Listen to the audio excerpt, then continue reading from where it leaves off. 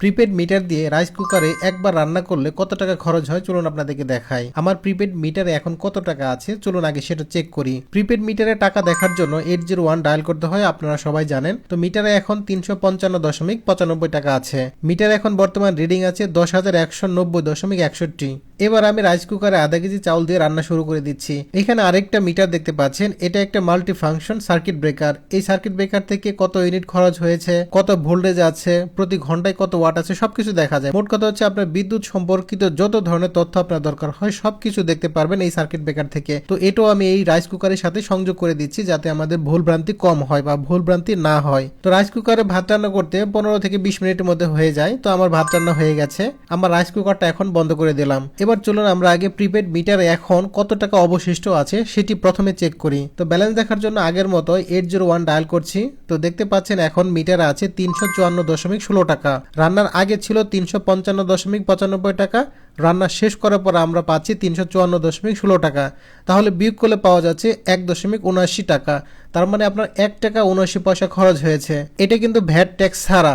আমার মিটারে বর্তমানে প্রতি ইউনিটে খরচ হচ্ছে 5 টাকা 26 পয়সা করে। ভ্যাট ট্যাক্স, মিটার ভাড়া, ডিমান্ড চার্জ এই সব কিছু হিসাব করলে প্রতি ইউনিটে হয়তো আরো কিছু টাকা যোগ হবে। সেটা প্রতি ইউনিটে 1.5 টাকার বেশি যোগ হবে না। তো রান্নার পরে আমাদের মিটারের রিডিংটাও মিলিয়ে দেখতে পারি। এখন মিটারের রিডিং আছে 10,190.95। তাহলে বর্তমান রিডিং থেকে আগের রিডিংটা বিয়োগ করলে পাওয়া যাচ্ছে 0.340, মানে হচ্ছে 0.340 কিলোওয়াট আওয়ার। অর্থাৎ আপনার 1 কিলোওয়াট কিন্তু হয়নি। 1 কিলোওয়াট হতে গেলে আরো 3 গুণ খরচ করতে হবে। অর্থাৎ রাইস কুকার দিয়ে আমি যদি 3 বার রান্না করি তাহলে আমার 1 ইউনিট বিদ্যুৎ খরচ হবে।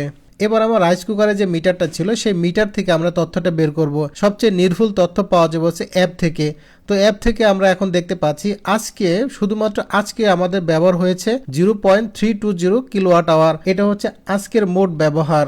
রাইস কুকার থেকে প্রকৃতপক্ষে 0.320 কিলোওয়াট খরচ হয়েছে, যেটা প্রিপেড মিটার থেকেও কম। প্রিপেড মিটারের সাথে আমার একটা রাউটারের সংযোগ ছিল এবং এই যে সার্কিট ব্রেকারটা দেখতে পাচ্ছেন, এই সার্কিট ব্রেকারটাও কিন্তু চলতেছে প্রিপেড মিটার থেকেই। প্রিপেড মিটারে সামান্য কিছু রিডিং বেশি আসবে, এটাই স্বাভাবিক। মূল কথা হচ্ছে আপনি যেটাকে ম্যান্ডেটরি হিসেবে ধরেন না কেন, মানে হচ্ছে আমার যে ঘরে লাগানো সার্কিট ব্রেকার অথবা প্রিপেড মিটার, যেটা দিয়ে আপনি হিসাব করেন, আপনি রাইস কুকার দিয়ে রান্না করলে 3 বেলা ভাত রান্না করলে 1 ইউনিট খরচ হবে। আপনার ইউনিট হয়তো 7 টাকা 8 টাকা হতে পারে বা 10 টাকাও হতে পারে। এটা হচ্ছে আপনার ব্যবহারের উপরে।